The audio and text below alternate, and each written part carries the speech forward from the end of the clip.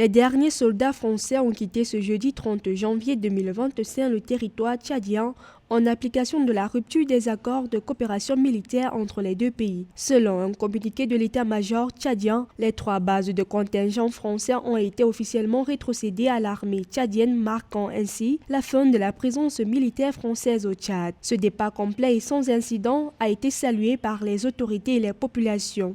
On ne peut pas accepter que notre pays soit toujours le porte-avions de l'armée française qui passe son temps à utiliser le Tchad comme étant le point de départ de tout ce qui a comme déstabilisation sur le continent.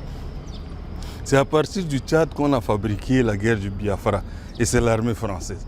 C'est à partir du Tchad qu'on a renversé les gens comme les Bokassa. C'est à partir du Tchad qu'on fait tous les désordres. Selon les autorités, ce transfert effectif des bases marque une étape significative permettant au Tchad de reprendre pleinement le contrôle de son dispositif de défense et d'ouvrir une nouvelle page de son histoire sécuritaire et stratégique. Le départ des troupes françaises met un terme à une présence militaire qui dure depuis plus de 100 décennies. Le Tchad est resté dans un accord qu'il n'a pas décidé de signer, mais qu'on lui a imposé au lendemain des indépendances. Aujourd'hui, Tomalbaye avait dénoncé, on l'a fait assassiner. Malmafé avait renvoyé l'armée française. On a provoqué une guerre civile. Abri a commencé à tourner le dos aux Français. Ils ont déclenché une autre rébellion.